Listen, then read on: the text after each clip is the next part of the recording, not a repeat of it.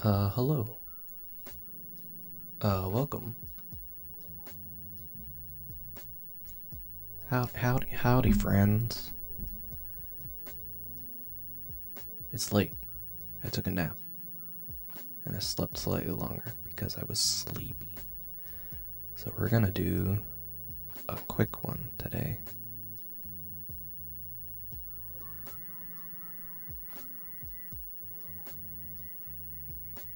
I have the whole page. It feels so weird.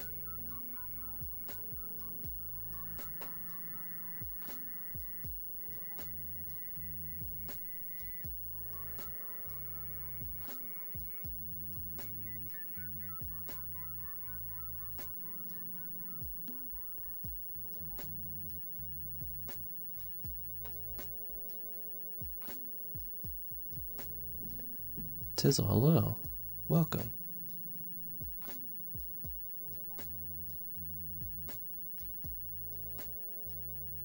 I hope all is well.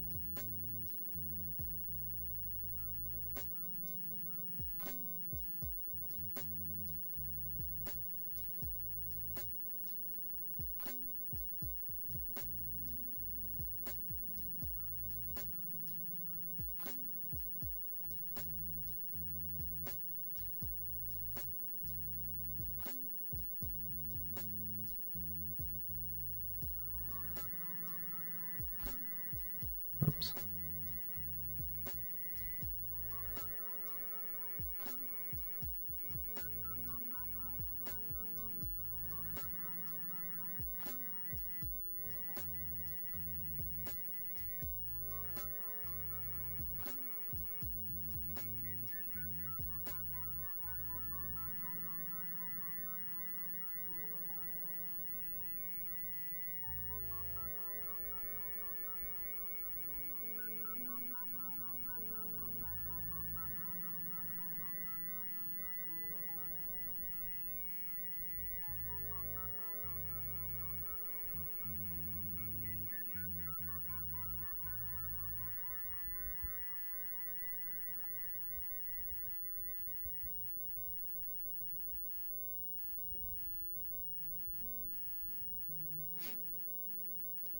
Key, hello.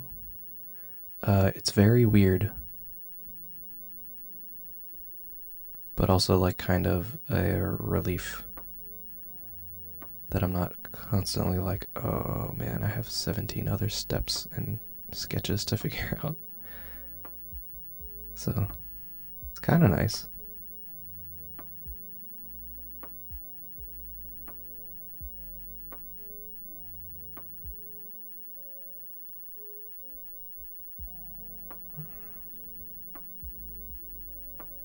I feel like I gave everybody rolled up sleeves over the course of the month, and the reference I'm looking at also has rolled up sleeves today, but it's fine.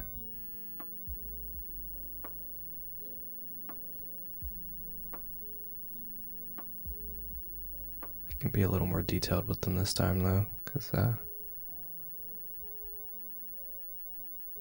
it's not a thing I have to be consistent about.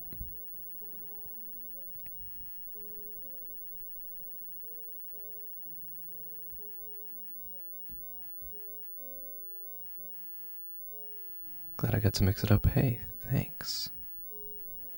Me too. I'm still honestly very surprised. Like I was not expecting to be able to do a whole comic, like a whole page, every day. Um,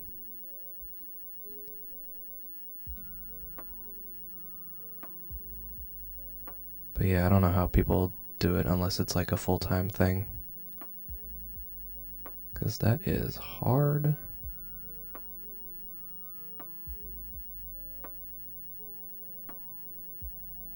I think I decided this is going to be a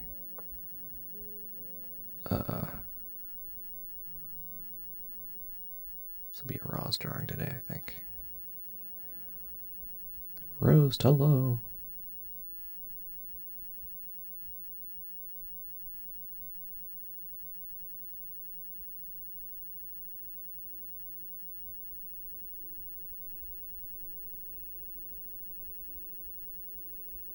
Since it's Roz, I actually have to figure out the whole head shape and kind of stick to it, because his hair is pretty short.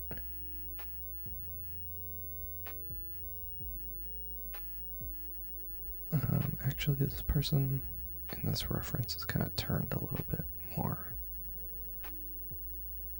So I'll do that instead.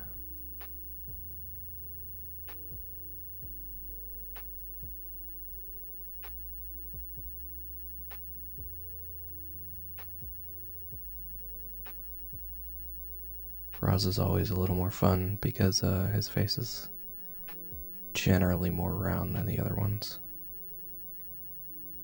Like he has a circle nose and big circle eyes.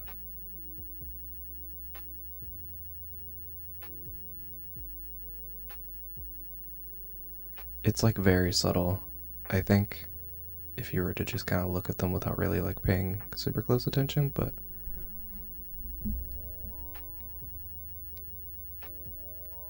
streaming on Wednesday or Thursday. I usually stream on Mondays and Wednesdays. But not Thursday because I have to work late. Unfortunately for me.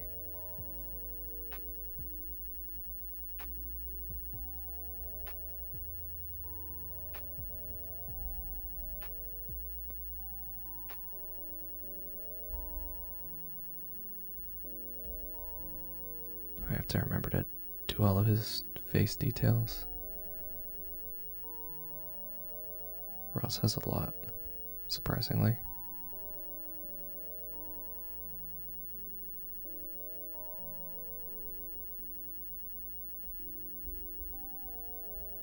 That's probably fine.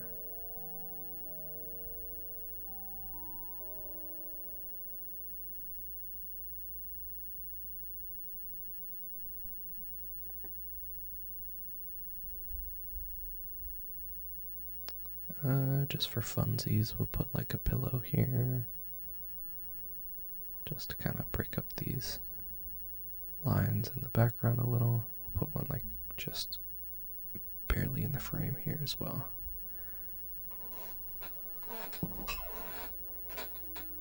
Get some sleep, Rose. You can always watch on like YouTube or something later if you desperately want to hear my rambling or whatever. So like, don't ever feel bad about having life stuff. Some rando on the internet is not that important. If you're exhausted. Oh yeah, I guess this would be, well no. Roz lives in a trailer, so he just moved the trailer.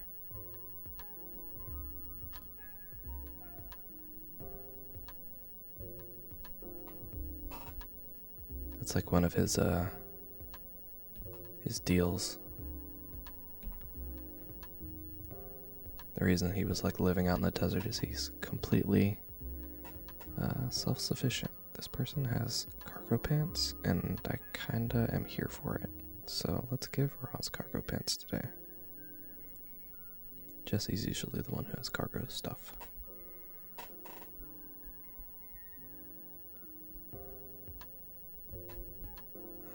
This arm needs to be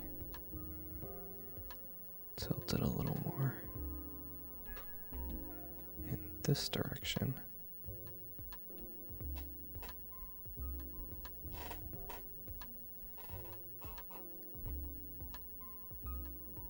But yeah, he used to live out in the middle of nowhere, and his whole deal was like being off the grid or whatever, because he's like a big conspiracy theory person. Gonna make his arm a little bit thicker, I think. So he was like, I want to be as self-sufficient as possible, and he did.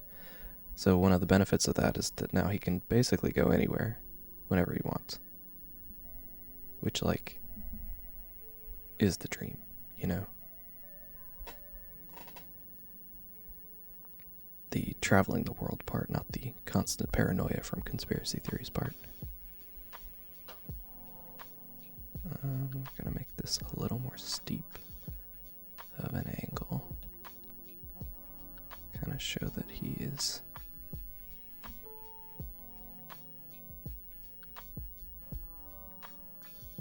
resting on this. This would be a little higher.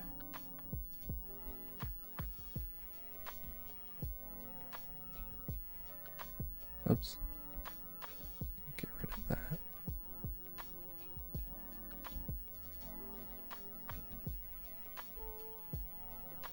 I'm going to bring this little pocket up a little bit higher here just so that this bottom line isn't running into the line from the bed.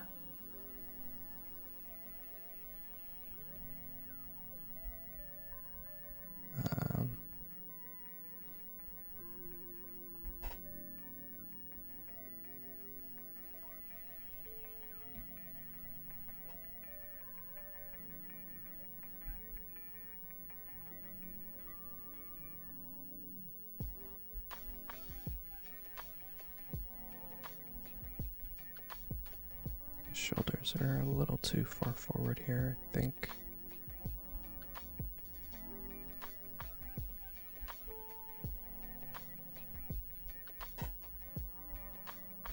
That's probably fine.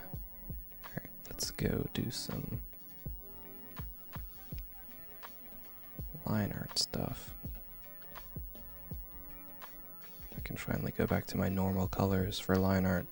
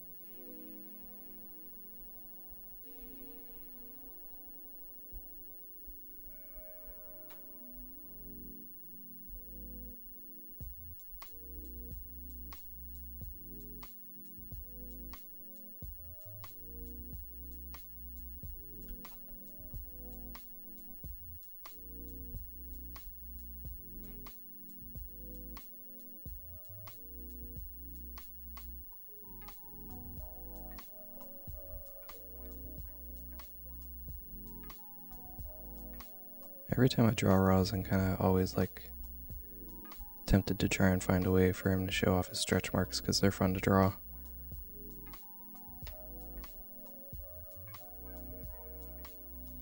But in this particular instance, I don't think I will. I will resist the temptation to do so this time.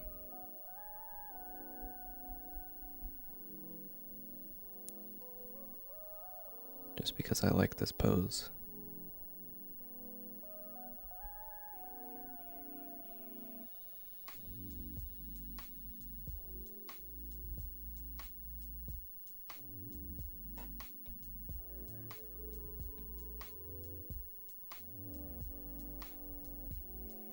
Diari, thank you.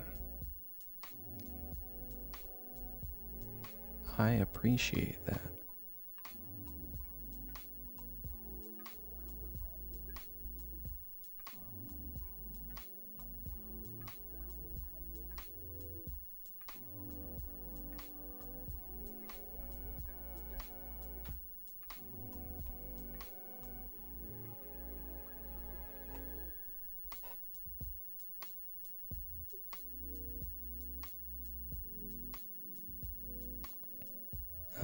But yeah, it is a lot of work to do sometimes, those comics. I had an idea to do one like way back in like June.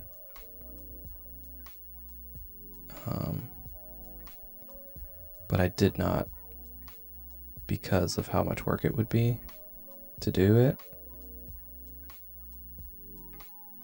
and doing the comic for the last month or so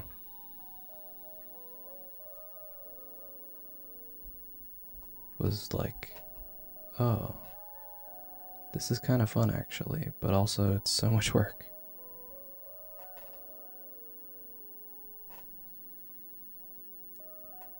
But the reason I didn't do that comic back in June was because the story would make more sense with like snow involved.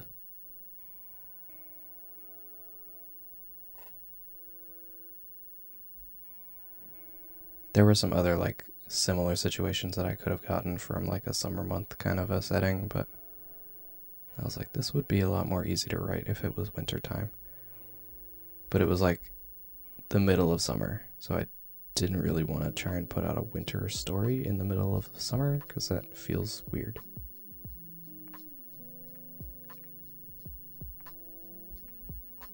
I guess it's like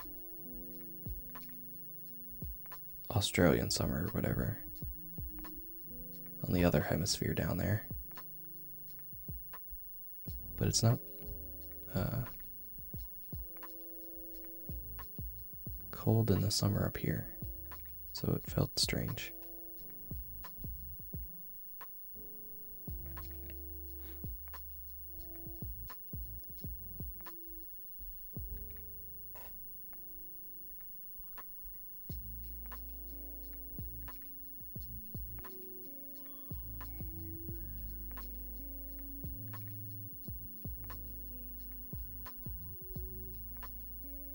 Does Kai go skinny dipping sometime? I mean, probably. His house is right on the beach.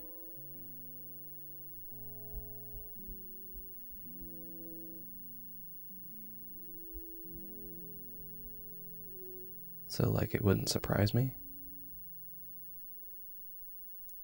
But it's not like a thing that he advertises or whatever. If he does it at all.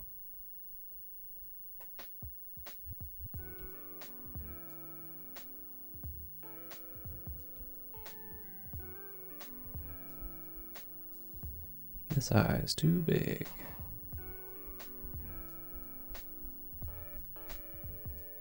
Undo faster. It's also too far away.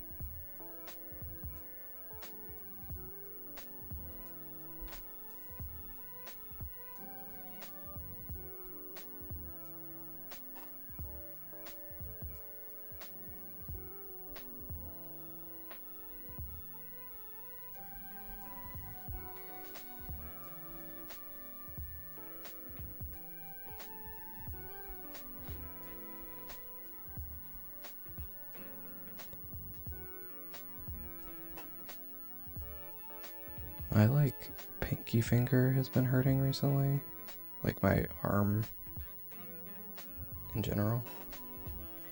I got a new phone recently and I'm pretty sure that's why.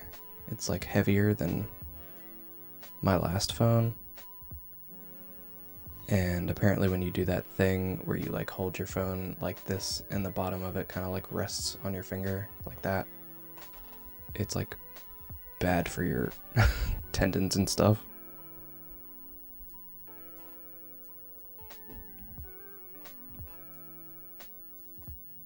So with like a heavier phone, it's probably putting more strain on my wrist than usual. And I'm not fully used to it, I guess.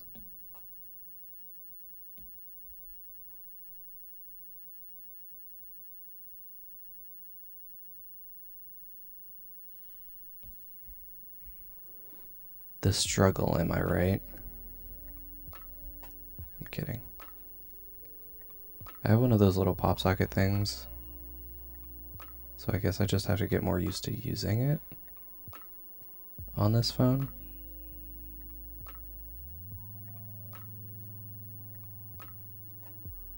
he has 2 of these.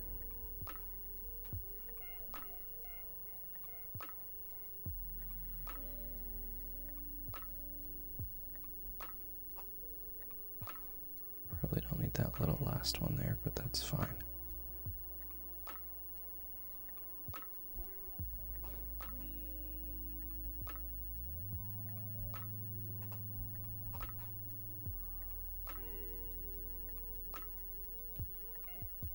That's actually too tall. Now that I'm remembering how his hair goes. It's been so long.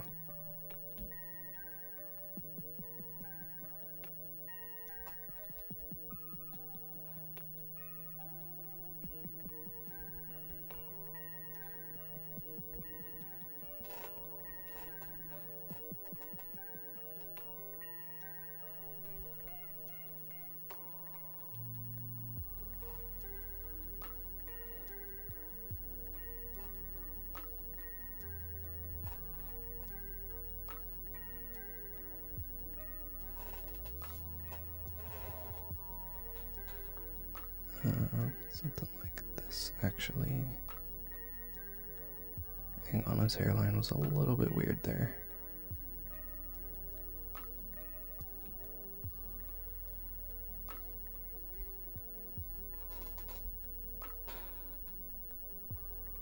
That's probably fine.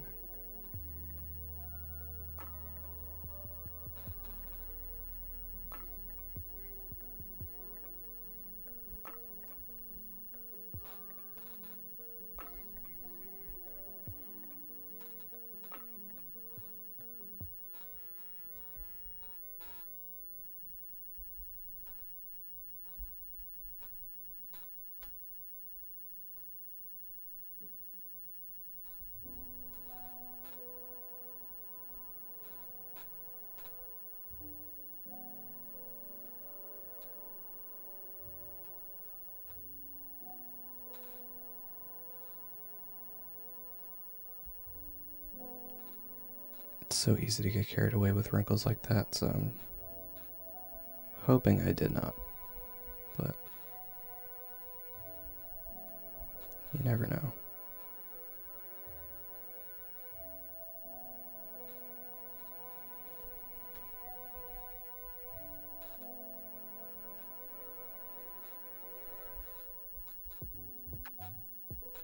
Same with the ones on his sides here. I'm gonna try to not do all of them with my line art, at least.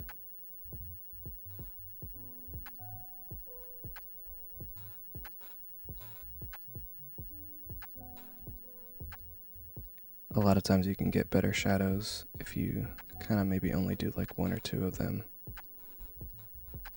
with your outlines, or better folds, I should say. Oops.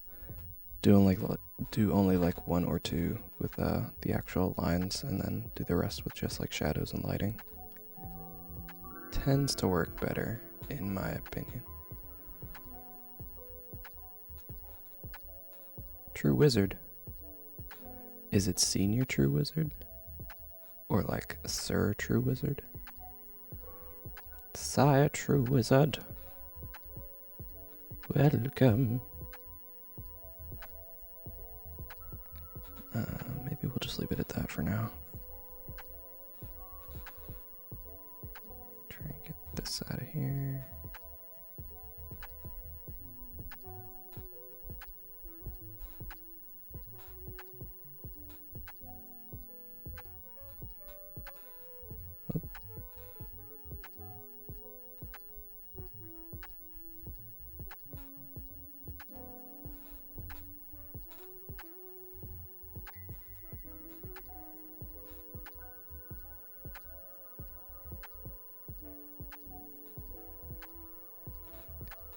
Hello, True Wizard. How are you?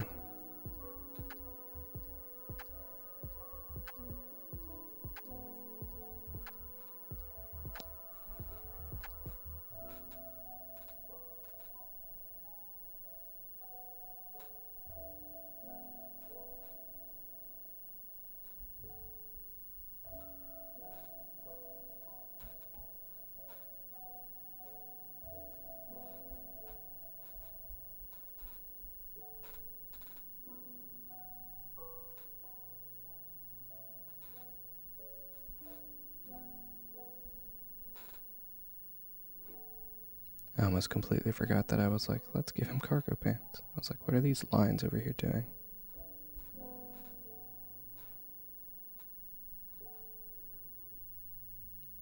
Who are you people?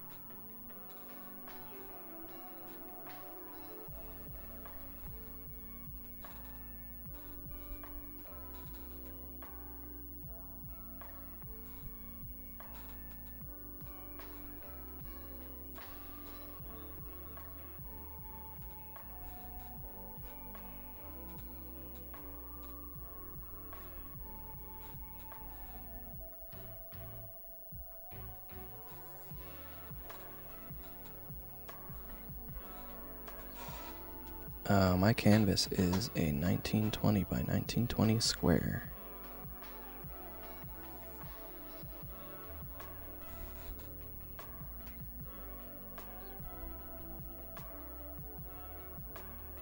It's what I usually use for these like daily drawings because Instagram usually likes squares, and I also post these on Instagram, so I draw on squares. But also, it's pretty nice not having to worry about like the orientation of my canvas and how to frame stuff compositionally in like a landscape versus portrait kind of situation. That didn't look super great. Which is like a very, very minor thing, but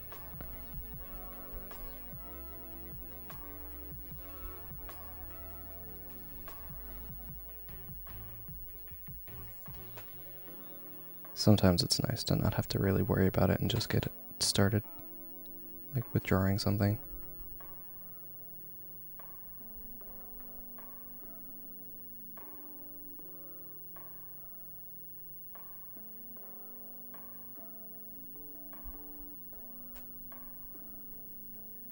This one's a little too hefty.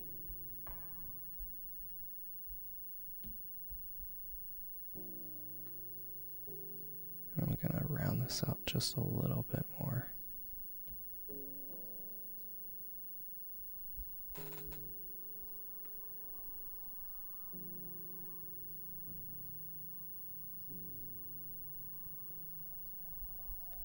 Even if the little like thin version is probably a little more accurate, this just kind of looks more accurate. Like being extra spiky like that made it seem too rigid or something, I guess. I don't really know how to describe it.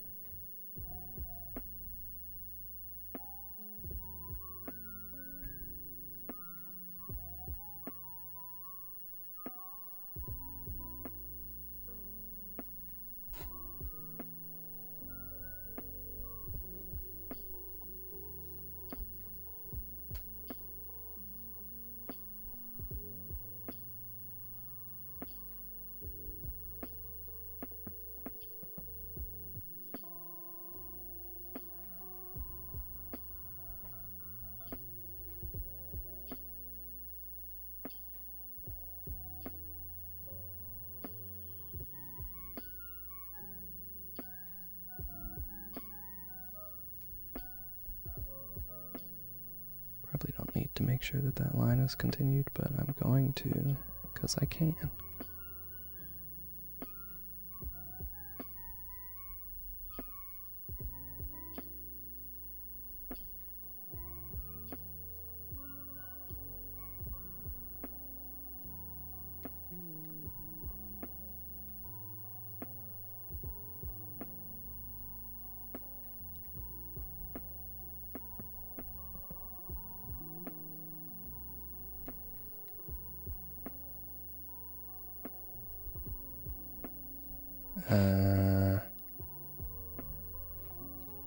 This hand's a little weird.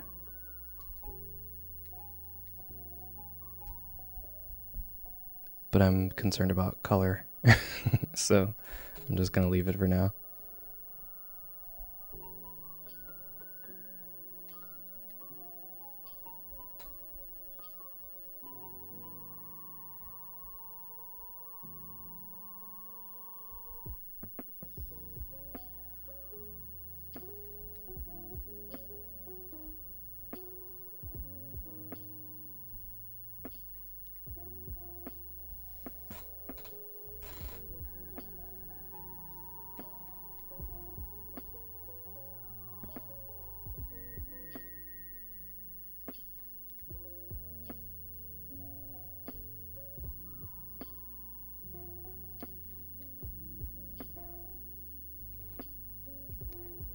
Drawing hands is difficult for everybody, so do not feel bad. I have a theory that everybody is always bad at drawing hands. You just get like slightly less bad about it over time, or you just stop like caring about it so much.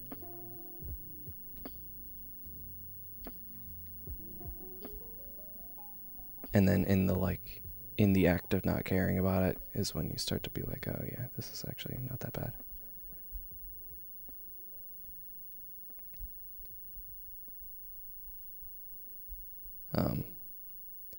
But yeah, hands are difficult for everybody because you're like almost always staring at your hands, so subconsciously you just kind of know what hands look like.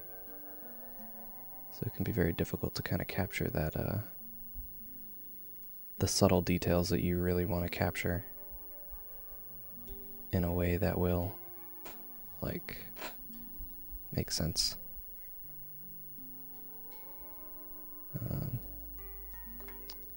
Where's the thing?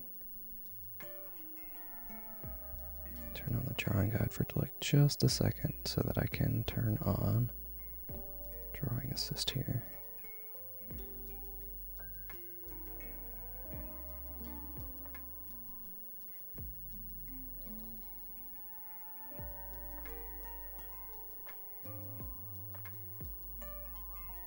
That feels inaccurate.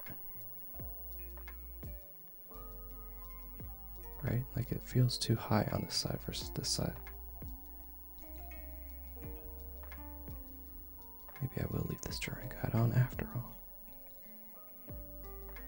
It's probably closer to here. Oh.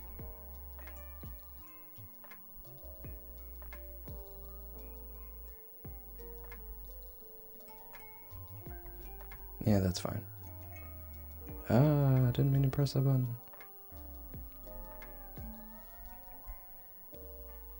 Can turn off that now.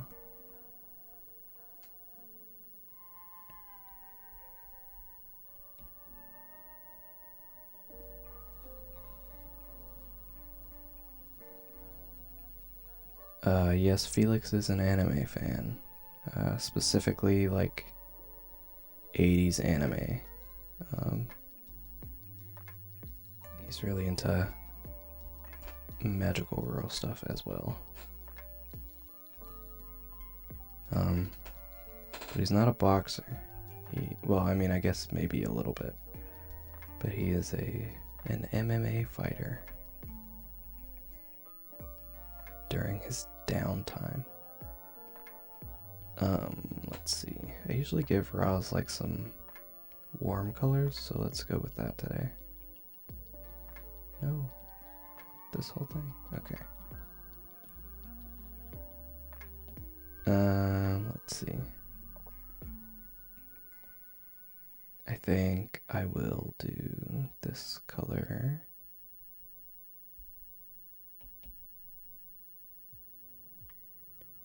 And this color.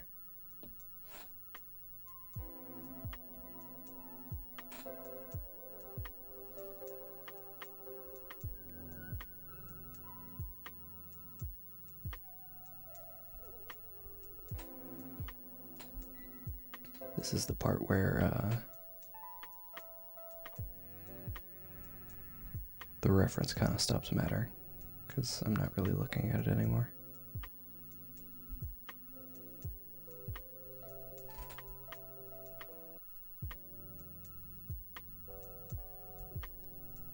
Sometimes I stop at the pose, sometimes I'm specifically only looking at the color.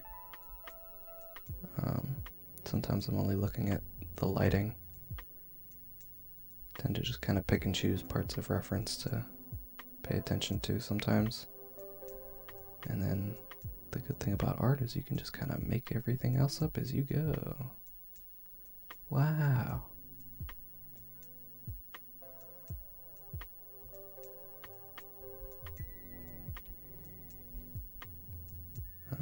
Let's see here. We need, let's go with this one. This is still too light, actually.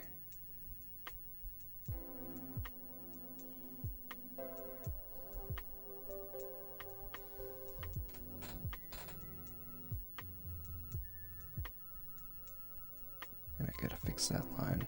Let me do that really fast before I forget.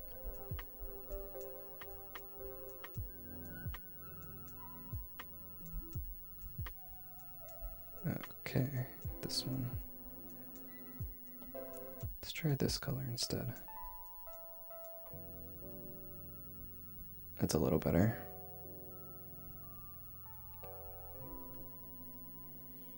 I think we want this for this outline this time, since it's going to be a warmer thing. Probably even darker, actually.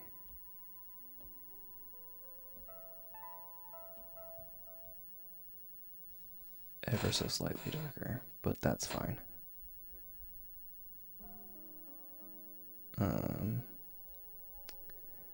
We need...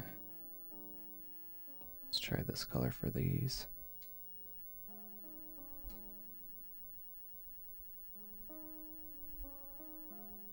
I'm gonna turn off those pillows as well, because I don't really need to see these. Thank you for the bits, true wizard. How very magical of you. Truly a true wizard.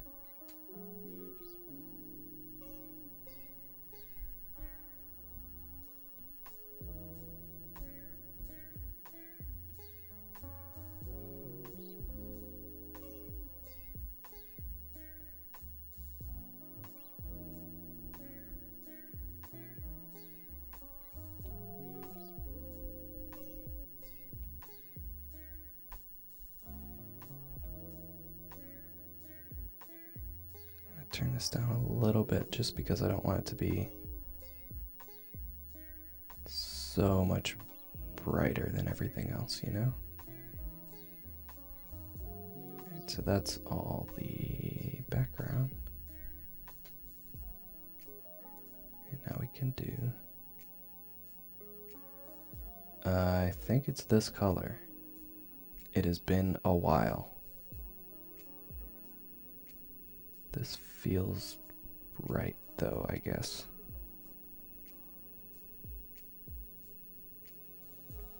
I just know Roz is like ever so slightly darker than Tank. But he's like about the same color as Cecil, and I think this is usually the color I use for Cecil, so I think I may have made them the same color skin tone.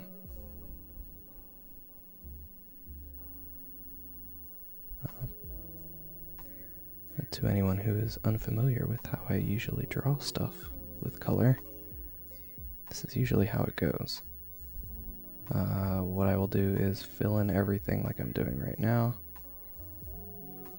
with the skin tone color of the character that I'm drawing, if it's like a single character doing stuff or multiple characters doing stuff.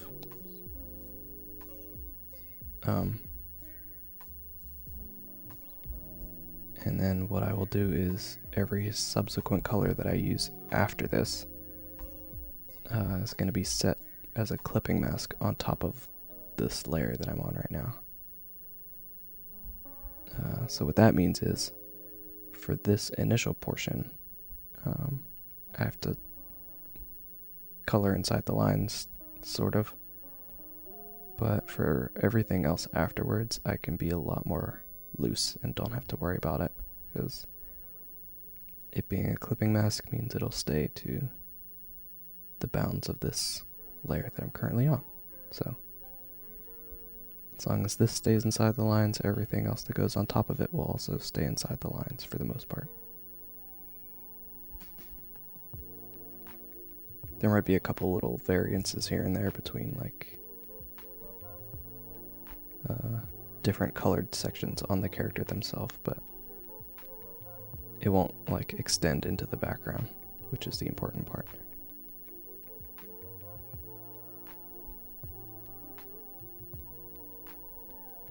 So right now I'm just kind of going around through the outline.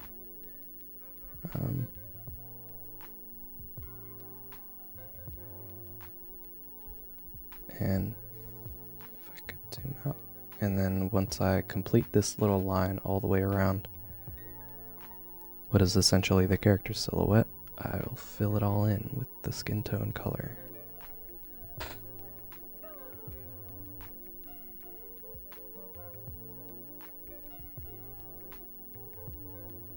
Like this. Wow. This also kind of gives me a good chance to sort of generally see if everything is kind of gonna fit how I want it to with the background.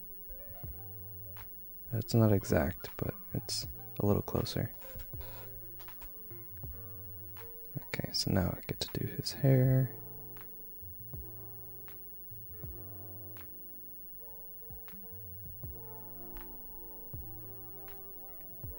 His hair and his freckles and all those other details are all the same color.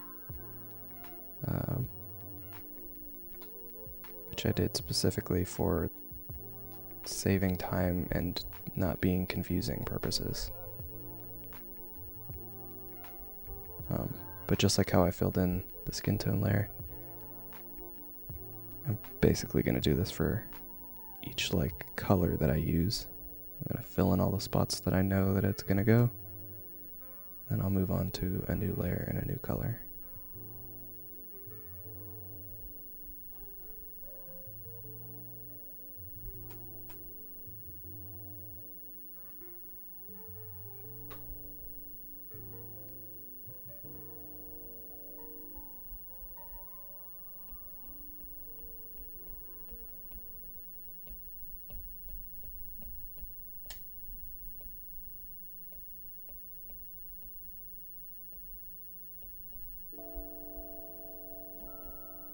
I think I gave him some, like, mostly on his shoulders. Another character I draw also has freckles, but his are like everywhere. Raz's are mainly on his head and shoulders. Which is like a sort of subtle way to kind of distinguish between them, but I always try to keep it in mind.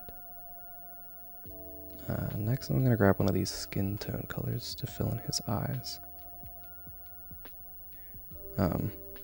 I don't like to use pure white for eyes because generally people's eyes are not like pure stark white. It's like very, like it stands out so much when they are in drawings and things. So doing it this way helps to kind of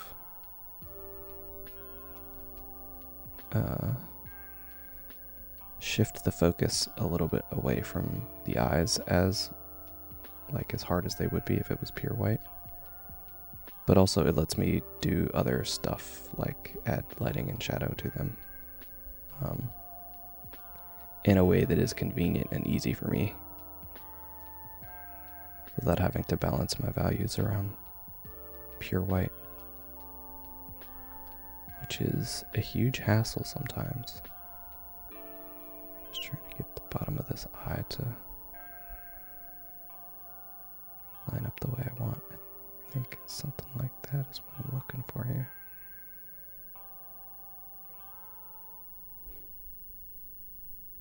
Yeah, so still eyes are white, but if it's like, um, just to kind of show you, if it's like this color, and it's like, whoa, it stands out so much, you know? This way still makes sense.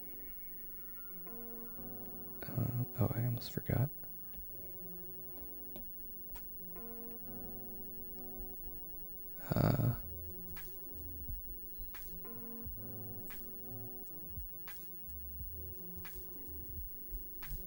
This is a thing that I haven't needed to do because I've been drawing in black and white and stuff for the past month. But people's skin tones are very rarely the same shade the whole way around. So I like to give a little extra red to cheeks, the tips of the ears, and like the bridge of the nose, and the tips of the fingers, and usually like on the other joints, so like shoulders, elbows, knees, but all those are covered in this drawing, so I don't have to worry about most of those.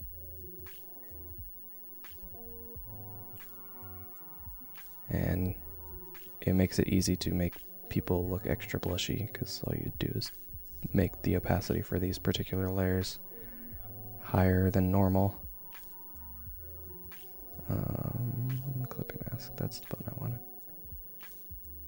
Let's say his shirt is let's go with this one just to see how it looks. So on the fence with that just there. So I'll probably end up changing this. Does Felix have a shirt that says DILF? I don't think so. I don't think I've drawn him with one that has that on there.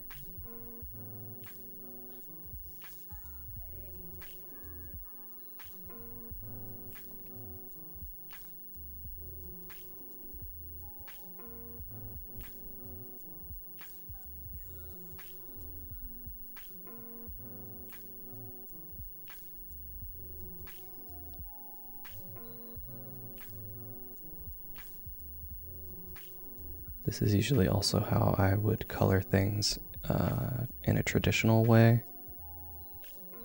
I usually start from the edge and work my way inward.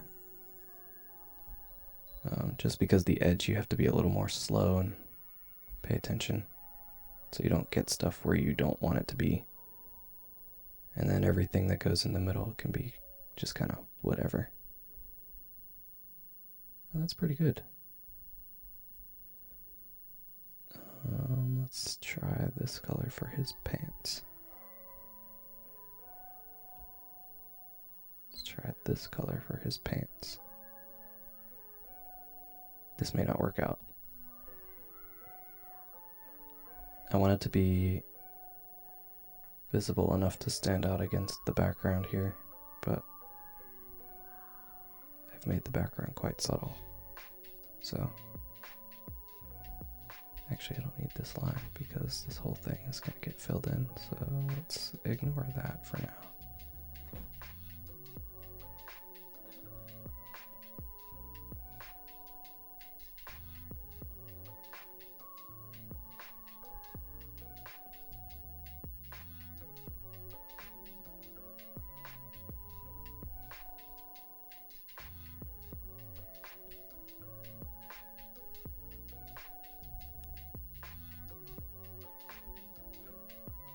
Oh. That turned out pretty okay. Let me just see what this looks like for comparison. Yeah, that's not bad. I do think I am gonna bump this up a little higher bit behind him. And I'm probably gonna bring up this background a little as well.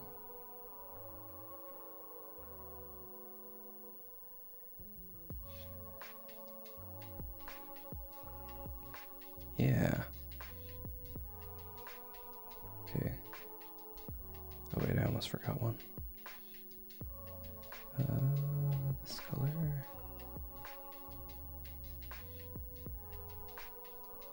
Can't forget the bling.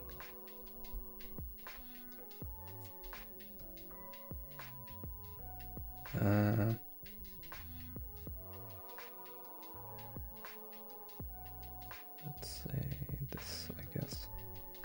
Just because I can.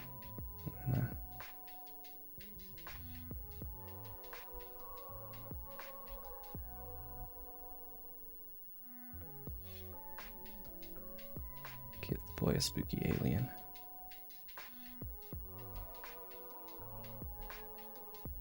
Oh no, wait, is my pencil dead? I think my pencil's dead.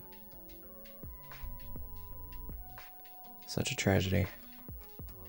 Well, while I plug that in for a second, how is everybody? You guys doing good? You guys doing alright?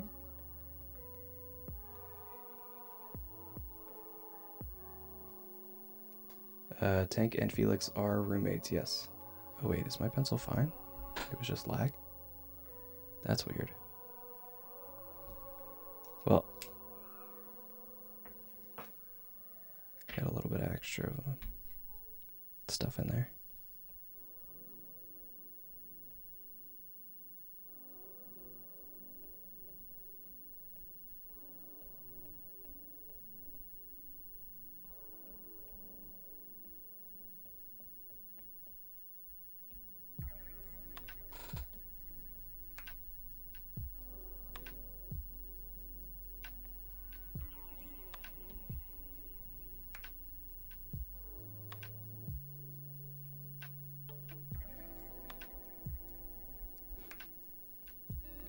So with things like graphic tees, where you have like a design on top of a thing that presumably is going to have a ton of folds on it, what I like to do is I just start drawing the thing as if there are no folds, which is what I've done here.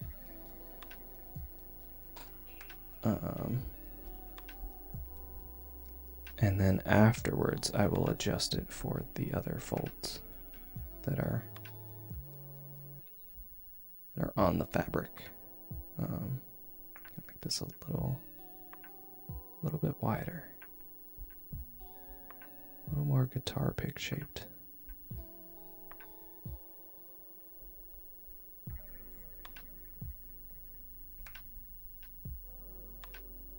Yeah. Rotate it a little bit as well.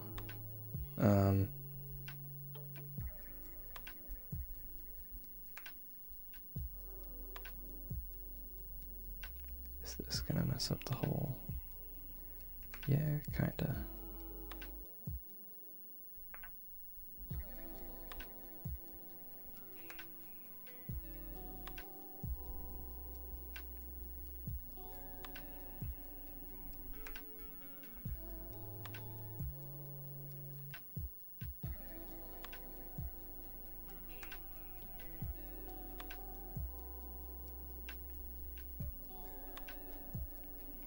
So we're gonna say this is a single color t-shirt.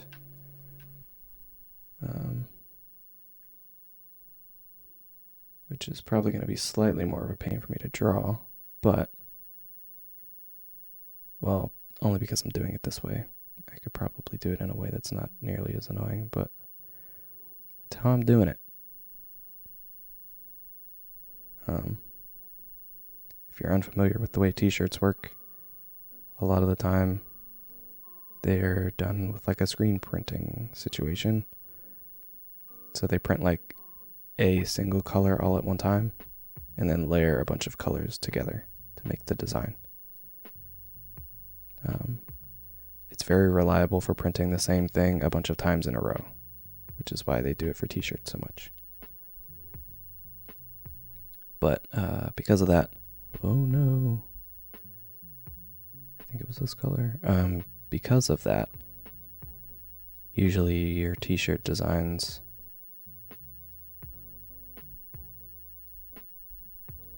will be limited to a particular number of colors based on the printer and how they print things.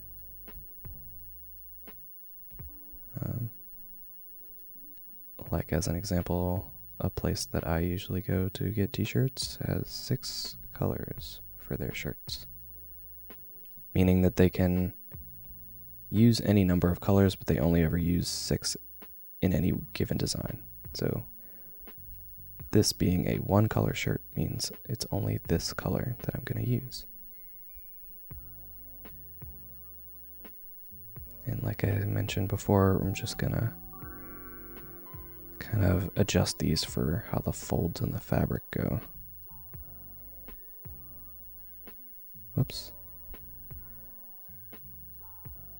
Just kind of look like it's actually folding in these places.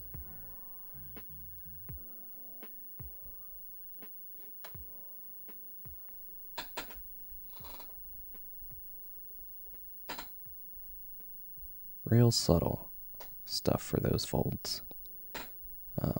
But it do be working. Let's go with this for the shadows, I think. So this time we'll say the color of the shadows. I was like mixing 4 words together in my head. The light's gonna come from this way, like this. The angle of my pencil is how the light will be. Somewhere like here. That's my goal. 23 bear. I didn't even see that. I feel so bad. Hello and welcome. Thank you for the follow.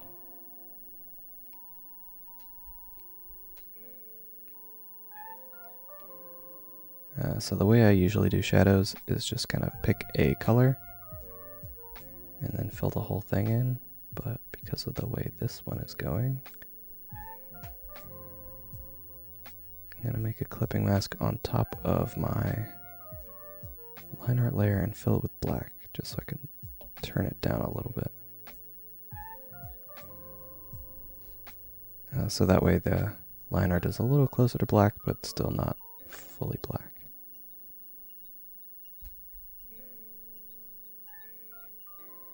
I have no reason to not use black. I just think it's more fun when the line is a color.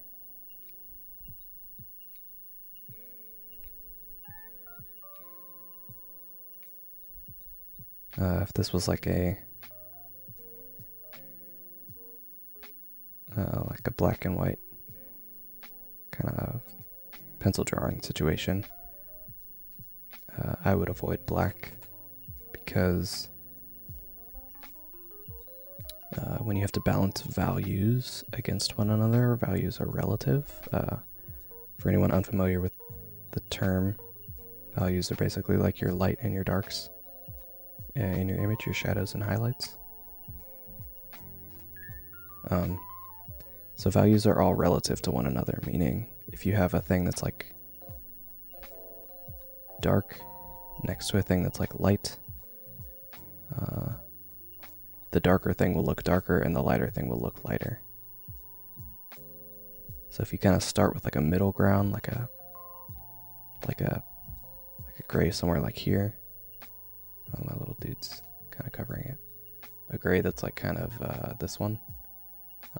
You can sort of work outward from there. So this will be a little bit darker, this will be a lot darker, this will be a little bit lighter, and this will be even lighter, and this will be, it'll look kind of like white, and then until you actually put white. That was how I did a lot of the balancing for the spooky comic. Was just kind of had to figure out what would be the darkest thing here, and then go from there. Luckily, I decided to just be kind of lazy about the comic, and I just did everything as a flat, like, local color, meaning the dark blue thing was always dark blue, like for Jesse's costume, I guess. So I didn't have to worry about like shadows and highlights so much because it would have changed the equation literally every day. And then I would have had to balance like how dark and light all the things were color-wise relative to one another, in addition to balancing the lighting in the scene, which is like a lot to do in a day. Your boy has work. I ain't got patience for that. Also, you know.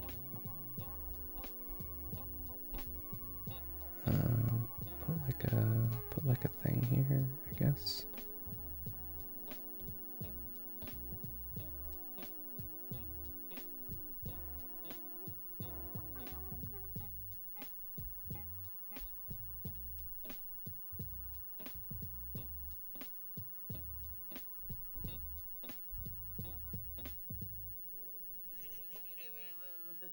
There would probably be a shadow on this side, but because of the way I'm doing the lighting here, I'm just gonna ignore it.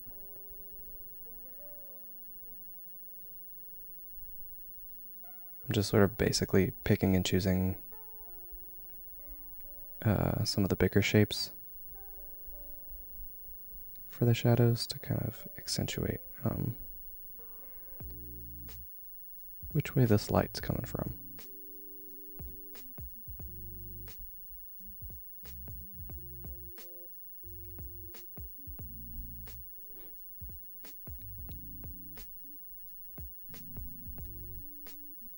And the good thing about doing shadows this way, where I'm just sort of filling in everything as a single color, and then relying on blending modes to kind of figure out how the shadows work.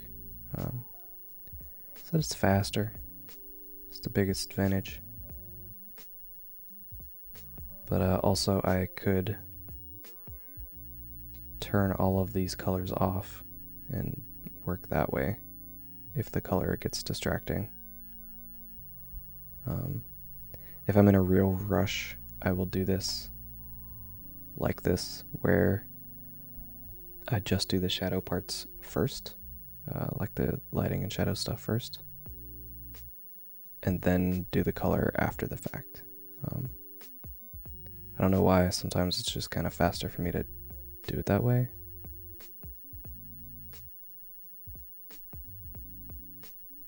To just sort of figure out the lighting before I worry about the color and stuff. Probably should have done that today, but I guess maybe I can just leave the color layers off for now and see if that does the same thing.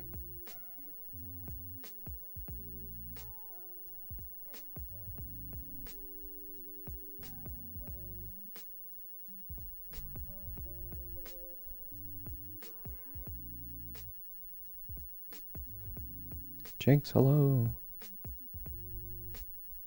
How are you?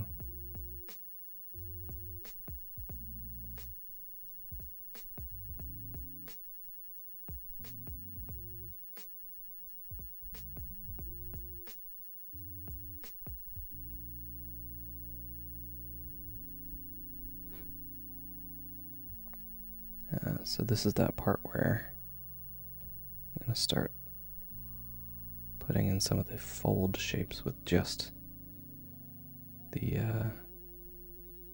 shadows here. It'll make it look a little more wrinkly, but also it'll make it look like not as cluttered, I guess is the word. Because if it was like all outlines, it would look very like heavy. I don't really know how else to describe it. But it's one of those things that like you can tell when you look at it that like something about it's a little much to look at. I used to do it with my drawings a lot when I was younger. Especially when the only thing I knew how to draw was like Dragon Ball Z characters, where everybody would have like a ton of folds in their pants from wrinkles and things, and then it's like, why does this look so noisy? And that was why. Because I would draw each and every one of them folds with a line and not with the shadow itself. I realized that one day and I was like, oh man, could have saved myself so much like hassle if I would have learned that sooner. You don't need an outline for everything. TPC influence on this piece with the aliens, it's true. This piece is like very much heavily inspired by Frieza and you know, a little bit of the Cell Saga in there, just for some flavor. It's been so long since I've seen anything Dragon Ball related.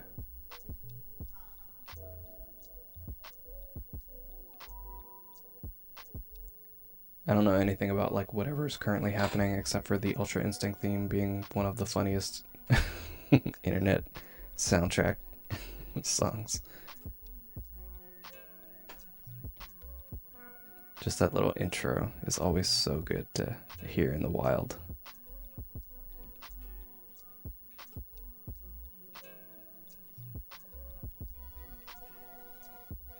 If not for the fact that it's called the Ultra Instinct theme, I would not know what an Ultra Instinct was.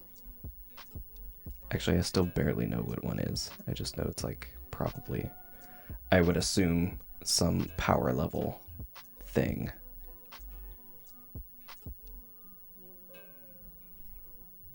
Because that's generally how that franchise works.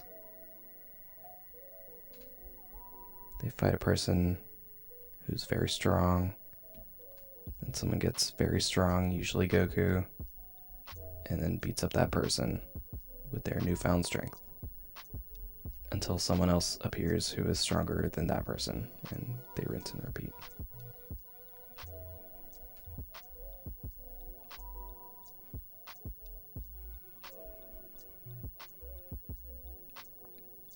I'm not saying that that is bad, by the way. I'm just saying that is how the formula for the show works. There's nothing wrong with it. It knows what it is. And that's good. Beats them up by canceling them on Twitter. All this cancel culture.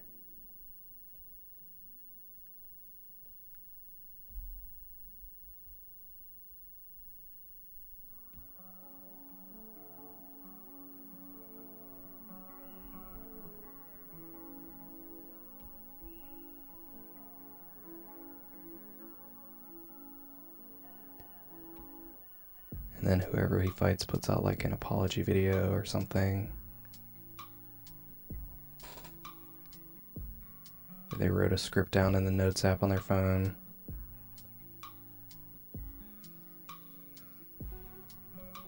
Until all their fans forgive and forget. And then they are basically not really canceled.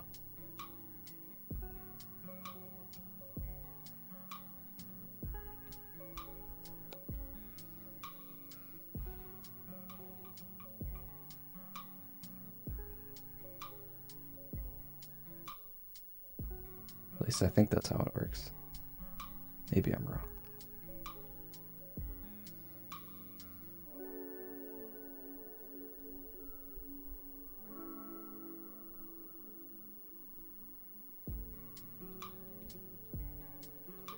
There have been a few people who like got canceled and kind of stayed canceled.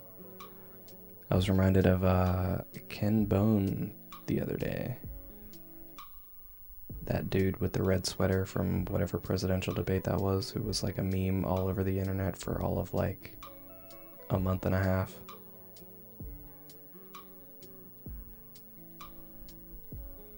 I had always wondered what happened to him. And the thing that reminded me of him was someone talking about how he got like canceled because he apparently did an AMA on Reddit or something and did it from his like regular normal account, which had some questionable, not safe for work preferences on it, And people were like, oh no. Let's maybe not associate with this person anymore. I'm sure there was probably some other stuff too, but I think that was probably the main like chunk of it, I think. At least according to my understanding. I'm not an expert or anything.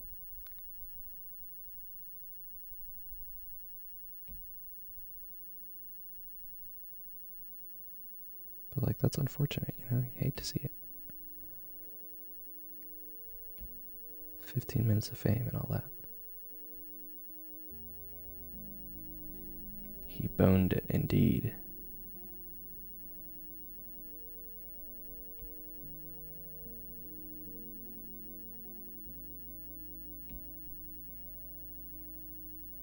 I'll bring this a little further in, I think.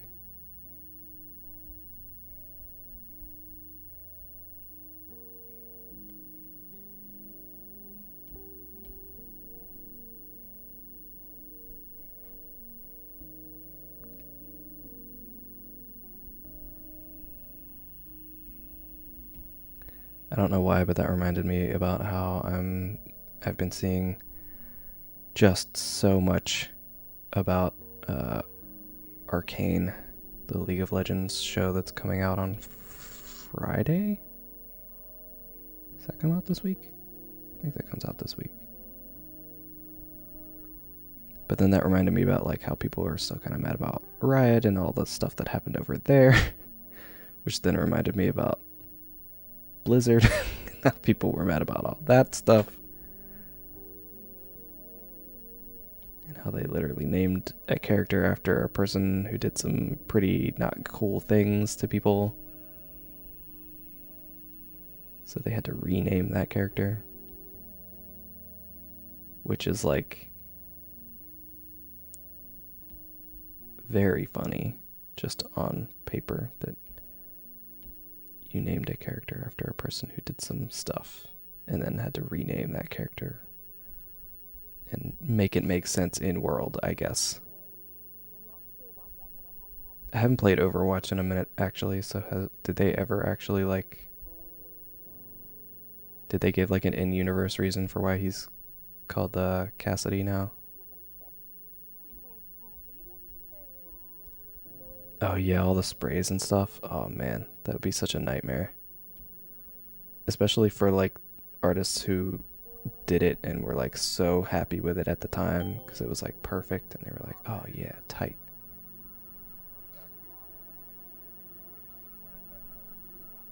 And now they're like, oh, I have to undo all that cool stuff I did. Especially for stuff like sprays where it's like anything that involves like text, because as soon as you change the number of letters in some things or even the shape of the letters that you're using, it'll sometimes just like completely destroy your whole design, and it's like, oh man, this looked so much cooler when it said McCree instead. It's like, well, too bad. His actual name? No, wait, I thought his name was actually Jesse McCree, though. Was that not the case? Did they just rewrite it to be like, no, it was a lie the whole time? His name's been Butch Cassidy or whatever this whole time, and none of you knew.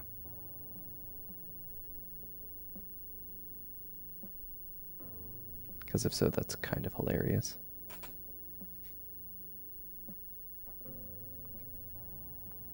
Oh, you played it today. And is it changed in the game already? I don't know. I haven't played that game in an incredibly long time. Cassidy Atha. Sounds like a spell. Some kind of magic word.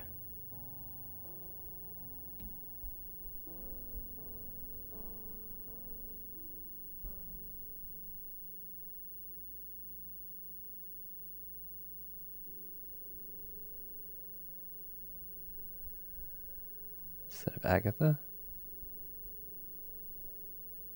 I think I understand. I don't fully, but I think I get what you mean. Kind of. I generally get the gist. Uh,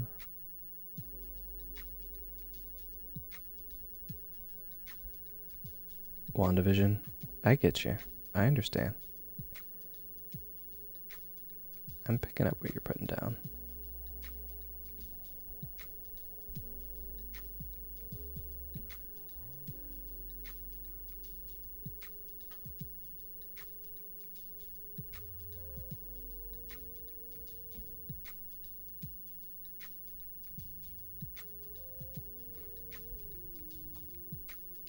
Oh man, I saw. This is like gonna be so incredibly unfunny, but I'm gonna describe it anyway because I have no one to tell about it.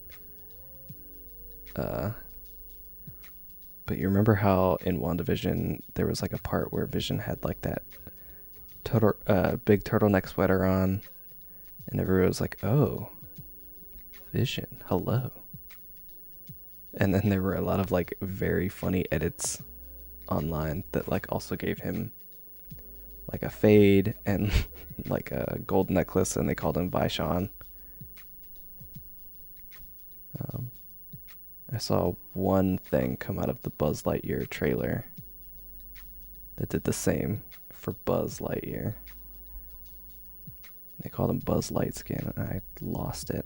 It was very funny to me. They gave him Drake's haircut with the heart. So silly. The internet's a magical place sometimes.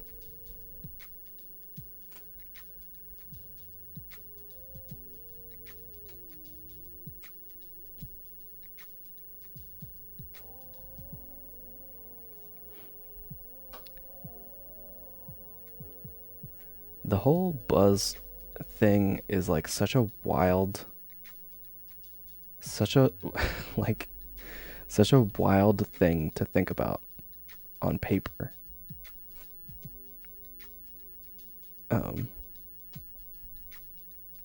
Like it feels like it just kind of came out of nowhere, honestly, which I mean, I guess it kind of did, but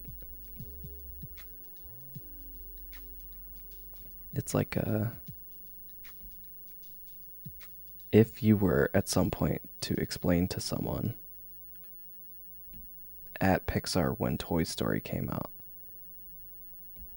that they would one day make a movie about a guy who was an astronaut who inspired a line of toys, and then one of said toys became a sentient main character in a completely different series of movies and was beloved by many for a number of years. It would be like, that's the weirdest and dumbest thing I've ever heard. But like, I'm certain that it will perform well and people will enjoy it. But I can guarantee that it's going to take so much explaining. There's going to be so many like BuzzFeed articles of like, it's not actually the toy. This is all actually in universe. And then there's going to be a bunch of other like articles like, so Toy Story was set in a world where faster than light travel has existed for like however long.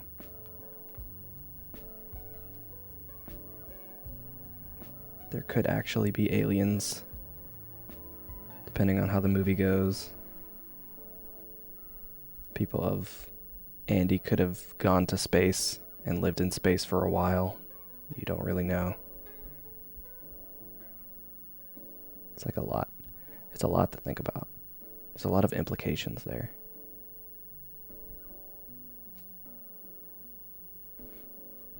And I guess, I mean, I also thought that the old cartoon was his backstory before, but I guess they just kind of retconned it so that they could make a new movie. Which, like, wouldn't be the first time something like that happened in the world, so not terribly horribly surprised, but it's fine. It's whatever. And he went to college and became a space cop.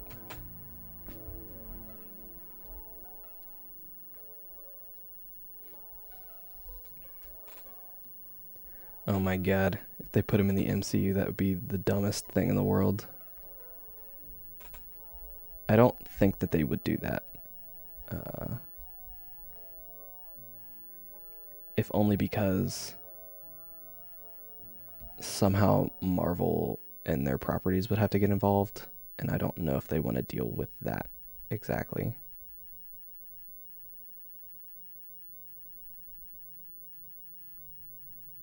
Because all that sort of stuff is like such a huge legal nightmare a lot of the time, mostly because of Disney.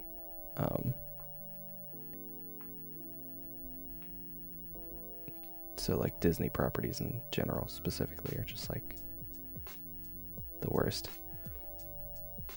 Which reminds me of what's that Adult Swim teaser that has been going around and people are like hoping is an actual show that's going to come out. I saw that and I was like, I almost am certain that this is not going to be a show that exists for real because of Blippy, something like that. Yeah, that thing. It's very cool. I enjoyed it a lot. But there were so many like current and recent properties in it that I was like, I feel like this is very unlikely to happen as a real thing because of just the number of legal hoops you would have to jump through to make that a thing. Pibby? I don't know, it's one of those things. Here's an I in the middle and a Y at the end, and then 2 consonants in between.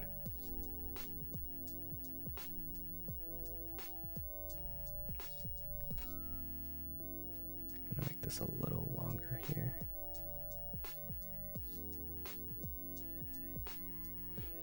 Get away with it for parody. So, not always. Parody and like satire and things of that nature are like very specific in their use case. It has to be like a completely transformative or educational manner in which you use those properties. And properties like those are generally very like, again, mostly because of Disney, are like very difficult to gain the rights to for those things. You have to try very hard to be like, no, this is a completely transformative work that is completely not at all gonna confuse people, right? Like that's the intent of those laws, is to be like, no one would mistake this thing that you want to do with our thing for what it actually is. That's the whole point of those. So you don't end up with like a bajillion generic Mickey Mouse cartoons on TV.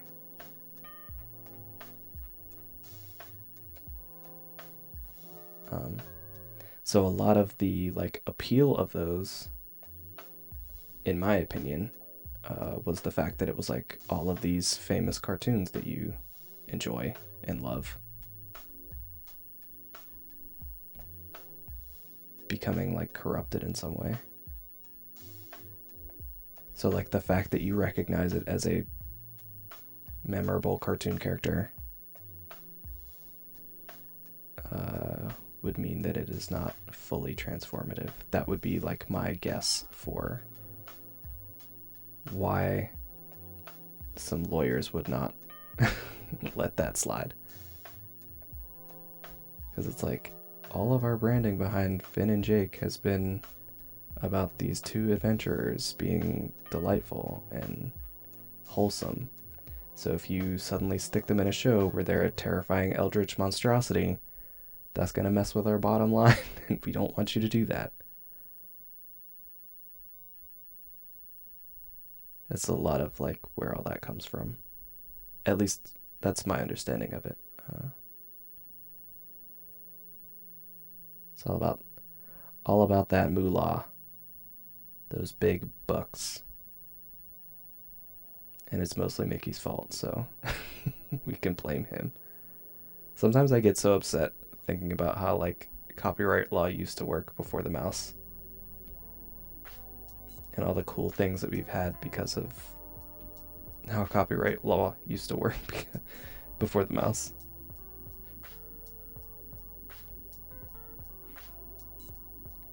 But it's like every couple of years or something they go to court to like change how it works.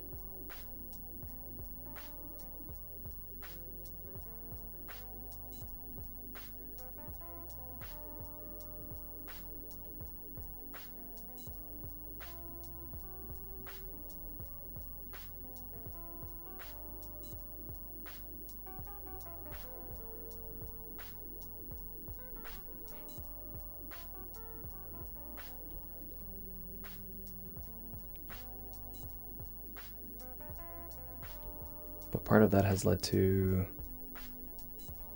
I'll say, some interesting developments and decisions. As part of the way that copyright law works now, you have to like use a character in a thing within a specific amount of time before it like kind of becomes not it like sort of drifts off into the public domain in some way if it like originated there or something. There's some like oddly specific thing about it, but I'm like fairly certain that it's why there was like that period of time where, and I guess they're probably still doing it, where they would like remake their cartoon movies as live action movies. The like conspiracy theory part of my brain is like, oh, they're just doing that because if they don't, they'll lose rights to some of these properties and they'll fall into public domain and people can make whatever they want with them. I don't know if that's entirely true, but that's what it feels like sometimes, because it's like,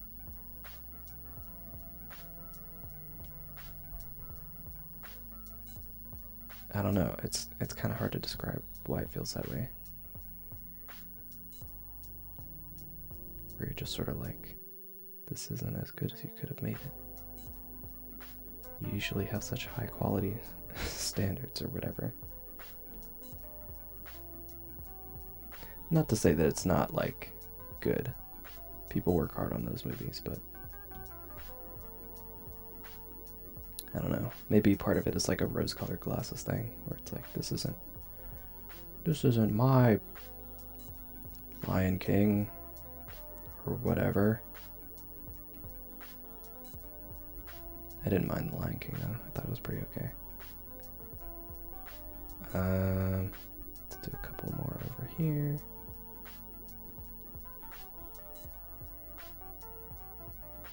Eldritch Mouse.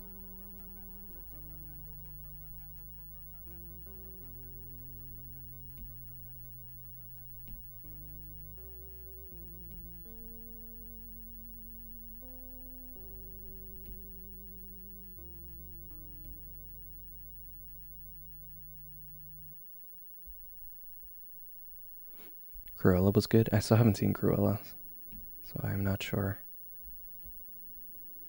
But I will take your word for it. Every time I think about it, I think of the Tumblr, the Tumblr post that kind of predicted that movie,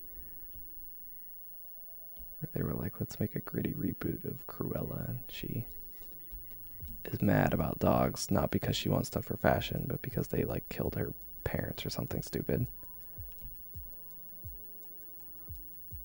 Which, again, I haven't seen the movie, but I was told that is basically what happens as like the inciting incident of the character or whatever. Which, if so, is very funny.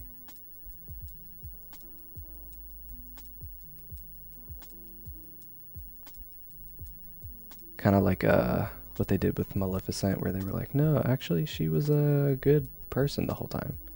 And it's like, really, she was a fairy or something. Yeah. She was just misunderstood. And it's like, okay. Kind of undercutting the original story there, but sure. You do you, I suppose.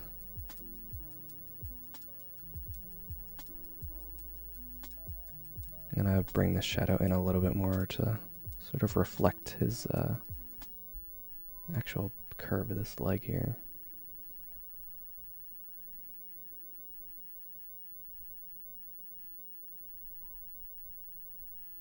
I forgot that I turned off the color layers and still have those ready so we can do like the classic food show move. I'll save it. But that classic food show move where they're like, here's one that we've prepared before already in the oven, waiting for you. So once we've figured out all of the lighting here, we can do that and turn the color back on. And it'll be like, wow.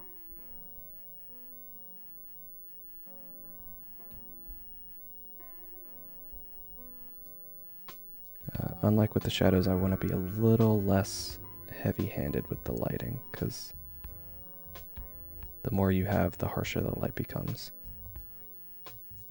Hardick. Hey, thank you for the follow, Hardick. I appreciate that. I hope you're having a wonderful time, wherever it is that you're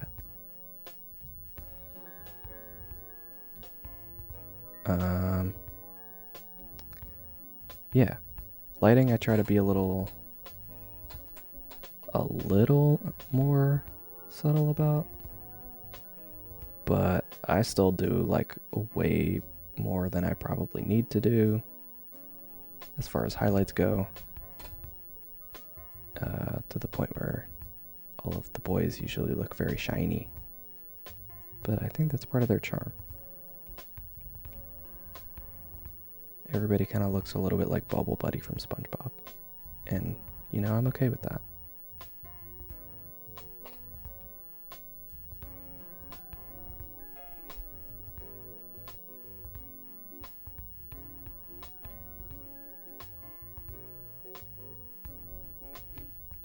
But for this piece, it always feels weird to call it like a piece. Because it's like, this is just a goofy little drawing I'm doing for the internet. It's not like I'm not Cezanne out here, you know. But I digress. For this and for most drawings, to sort of reinforce the color palette that I'm working with, the highlights and shadows will be from that palette. So I don't use black or white. Instead, I will use colors that sort of match the palette that I'm already using.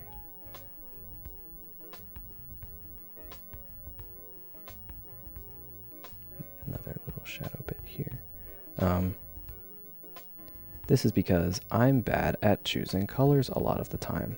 So doing it this way sort of makes colors that wouldn't quite fit together so well fit together a little better.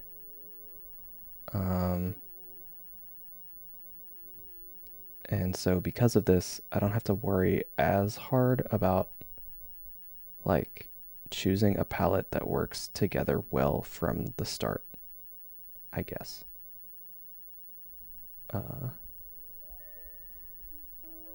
Where like sometimes folks will be like, oh, I'm gonna use all these colors and only these colors and it's gonna look great, and yeah, most of the time I don't do that. I have like, this is the color of his hair and this is the color of his shirt usually, and this is, you know what I mean? So when you do it that way, it's kind of harder to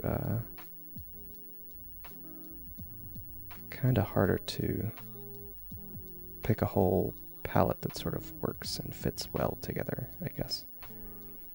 Unless you do what I do, which is just overlay a bunch of colors on top of everything so that they all look like they went together to begin with.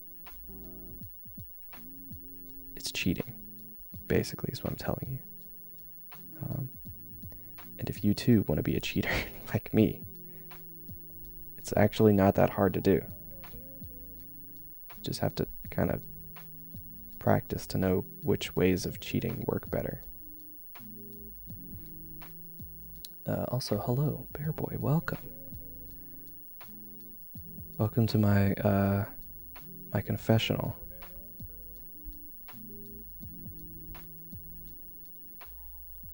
Bear Boy, forgive me for I have sinned. I don't actually know how colors work. Surprise. It's not imposter syndrome because it's true. I don't know what I'm doing.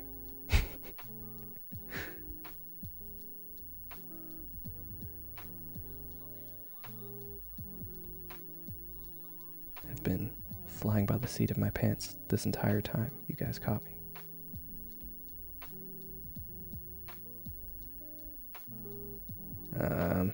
I should probably do like a more spiky thing for his hair here, because his hair is like straight. But also, you know, then I have to make a smaller brush and like do sharp angles and all of that, and it's like, I don't know if I really want to do that. Is anyone really gonna care if I just don't? What if I just don't? He says as he does it anyway. Gonna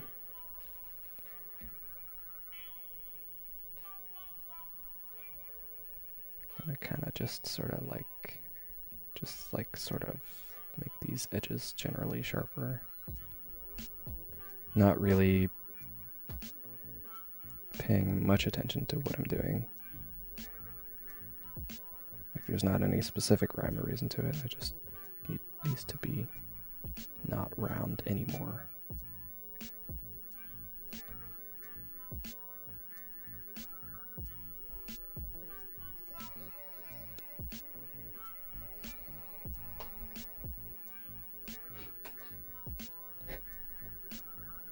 It's not okay to cheat except for art.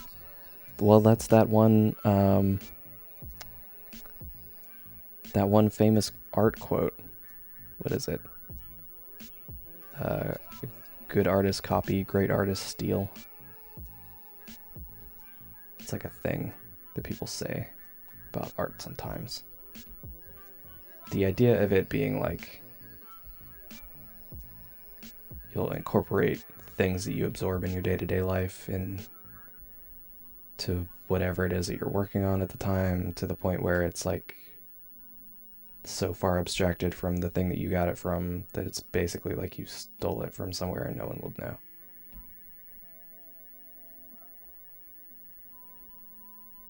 But if people can still tell where you got it from, then it's like you're copying, which isn't as good or something, I guess. I don't know. It's a weird expression. TBH, now that I'm saying it out loud and really, really thinking about it.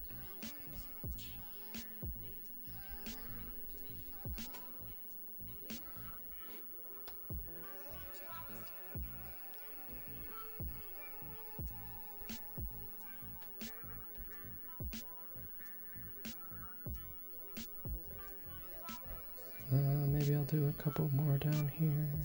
I'm definitely going overboard. I don't need to be doing this much for his hair. Alright, I'm gonna stop. Because otherwise I'll be doing it all night. And I don't have patience for that. Anybody got time for that?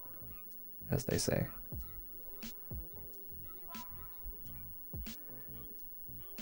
Put a little highlight right here on his cheek. Wow. Look at that boy. That shiny-faced boy. Doing things, living life, having fun. Chasing aliens or whatever. Try and find Bigfoot and the Mothman.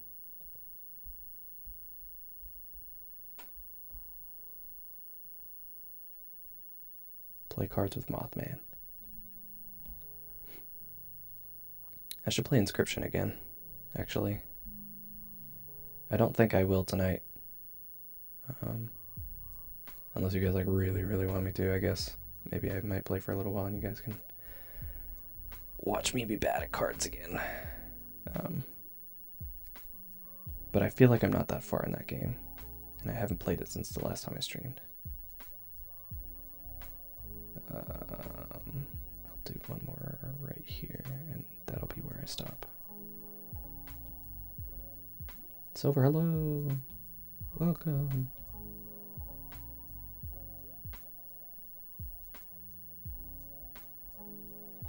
He's greasy. Wait, which one's greasy? Mothman or Bigfoot? Inquiring minds want to know.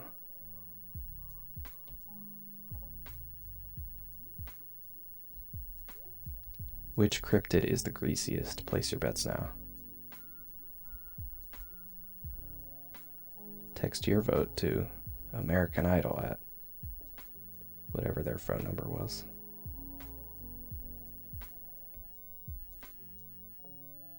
Has anyone ever voted for American Idol? I think I did it once when it was like very popular. Me and my siblings.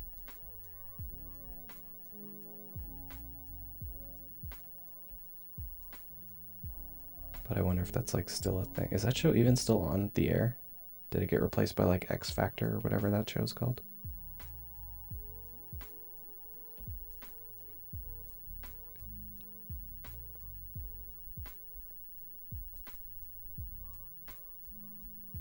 I guess Nessie might be the greasiest one. I don't know, does that count? It's just water. Roz is the greasiest cryptid. Oof. The boy needs a bath.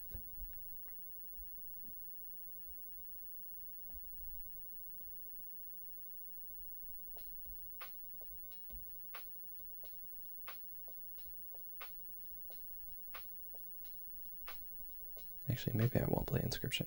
I'm hungry. So maybe I'll get food after this instead. So that's like important and stuff.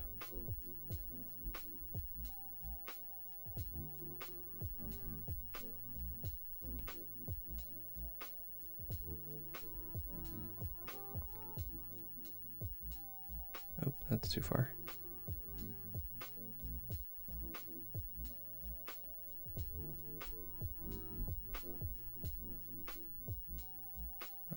Let's say like right here.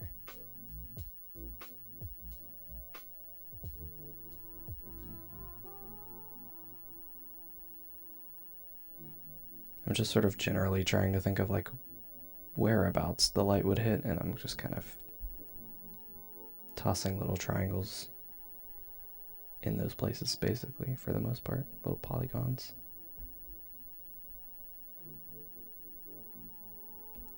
Are they considered polygons? I don't know. I don't know. My brain don't work good. Let's say like here.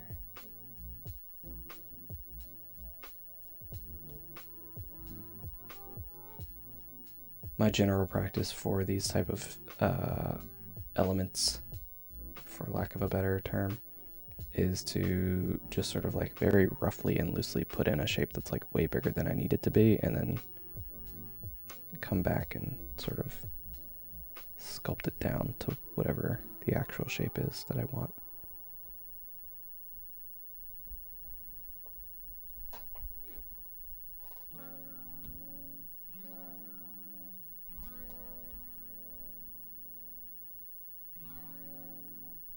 If that wasn't obvious at this point, that is what I'm basically doing. I'll put one here.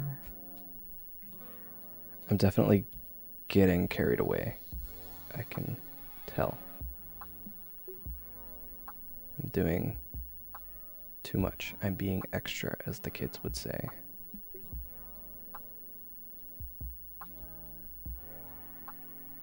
Actually, I don't think anyone actually says extra anymore still. I feel like I haven't heard it in a while. But that's part of the joke. Comedy gold.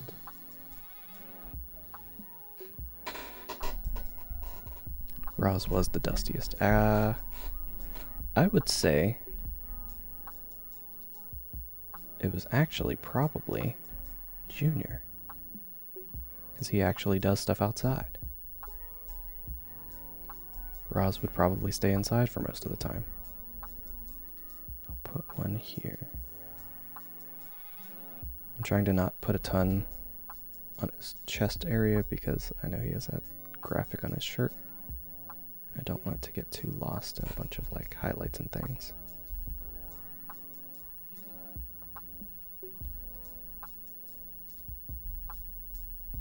Okay, that's good enough. I'm gonna stop messing with him.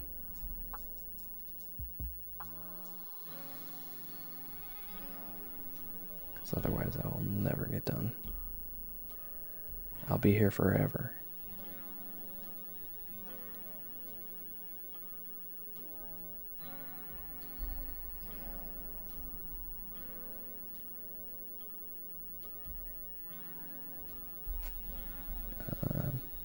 I don't want to do any super harsh highlights too close to this area, since that would technically kind of still be in shadow a little bit. But I can do it like just on the edges here, since those would probably be out of the reach of the cast shadow from our boy here. I'll do one over here, I think, maybe. No. Unnecessary. Okay. We'll make this like color dodge, I guess. Alright, so now we can do the cool cooking show moment. Amazing. Turn this down just a little bit more. Wow. We've done it.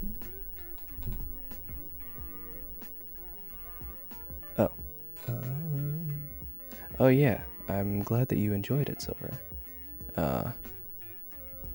I haven't gotten any further than when I played it on stream, but I'm certain that things will happen and it will be weird, just because that's the kind of game that that person usually makes. So no spoilers if I play it again on stream.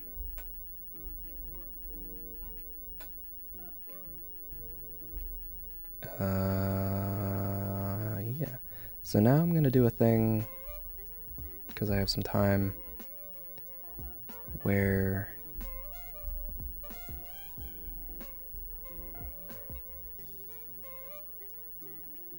we're just sort of gonna more subtly reinforce our lighting here. So I'm gonna make a big ol' thing like that. We're gonna put a clipping mask onto our boy here, so that this only really affects him and not the background so much.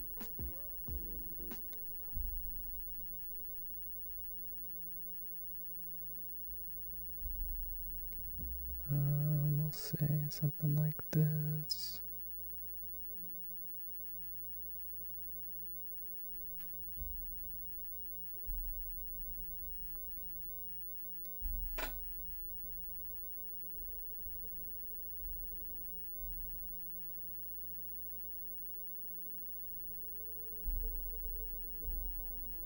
And in fact, I will redo this.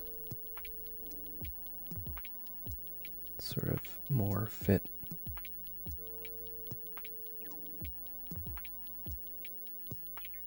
The general shape of these shadows.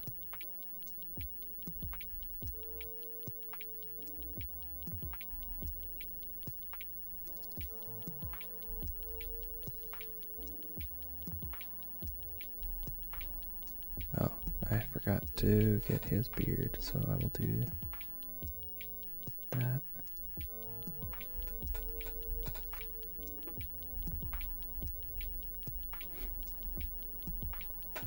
And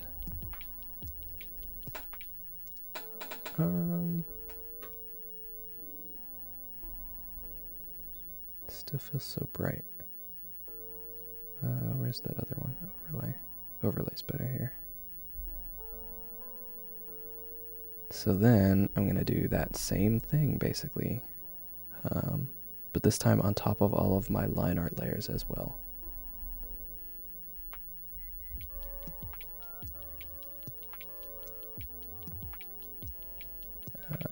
Overlay, I guess. Overlay. And in fact, I'm gonna make this even brighter.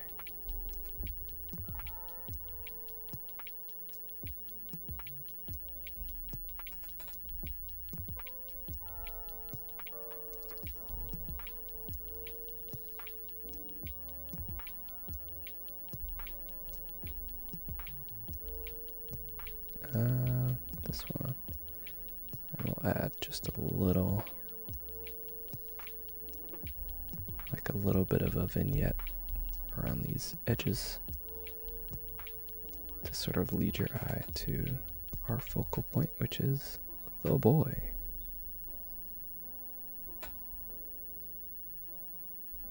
Our lovely cryptid lad. So now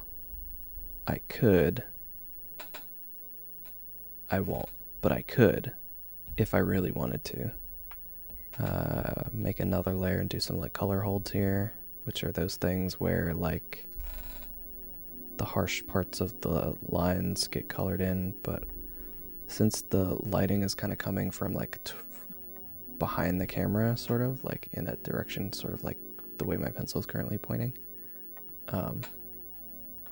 you wouldn't quite get these harsh edges that usually would happen if the light's coming like directly from the side or from like behind and towards the camera in like this direction.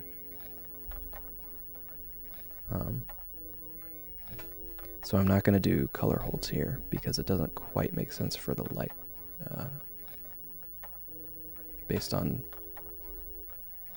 the direction of the light and where his like the lines are on his body, I guess. But I will do another layer that is just like the highest highlight portions, and we'll make this like color dodge, I guess.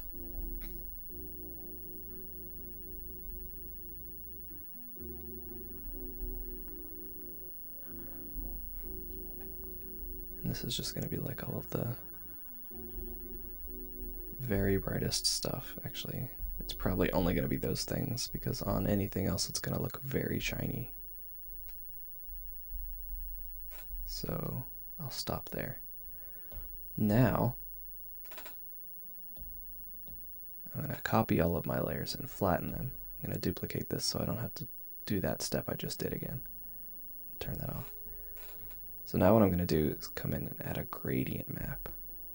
Gradient maps basically turn your whole image black and white and assign a value on a scale based on where they are relative to black or white. So like in this case, the black colors get replaced with this and the white colors get replaced with this. You can do that with a ton of other gradients. Most of the ones that I use in here are the ones that are here by default. I usually go with something like this one for if I want to make it a warmer palette, or something like one of these to make it like cooler. Depending on what the mood is of the piece. So since we got a lot of warmer colors, we're gonna go with this warm one. So you could, if you really wanted to, just leave it like this. Sometimes it's pretty cool. But what I usually do is just kind of put it on top of everything and then add some kind of like blending mode to it in some way. You can just sort of add as many of these as you want. And it's like a very, very subtle color adjustment that you do to the whole image at once. You can only very barely see it on camera. but it gets darker and less vibrant when I turn on that original layer that doesn't have anything going on top of it. So I usually do one that's like a fun color and then one that is this very hilariously appropriately named mocha gradient.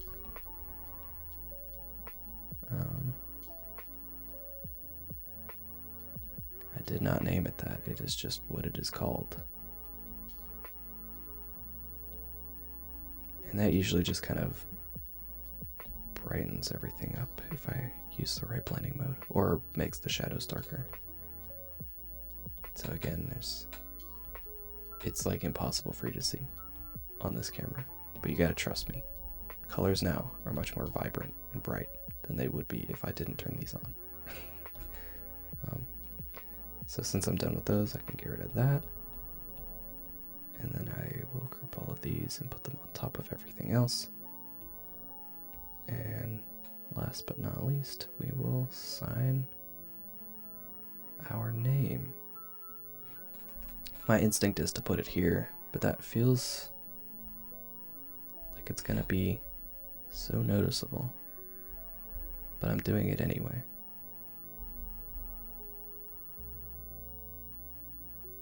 Every time I have second thoughts about putting my name in a very obvious, noticeable, and distracting place, I'm reminded of the time that someone DM'd me on Instagram to draw more of a particular character so that they could steal those images to use on their TikTok. They were like, hey, draw more of this person because I need a new profile picture. And I was like, the audacity. Why would you say this to me? So now I don't have any regrets about putting my name in a very obnoxious and stupid spot. So if you crop it, you'll still get my big obnoxious name somewhere in it. That was a little too big and obnoxious though.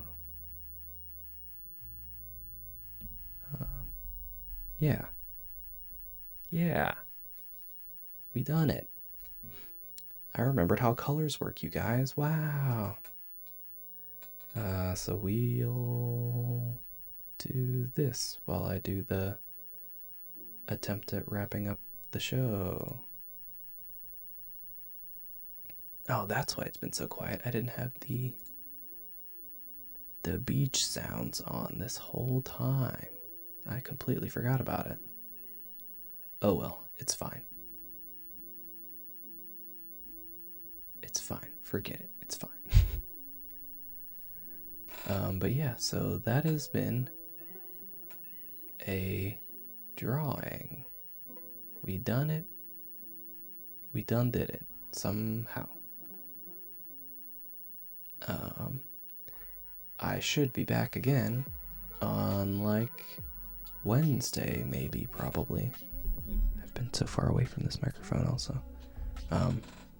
Yeah, you can find all these drawings and more on my Twitter and Instagram. I'm the same name on there also. Wow. Branding or something.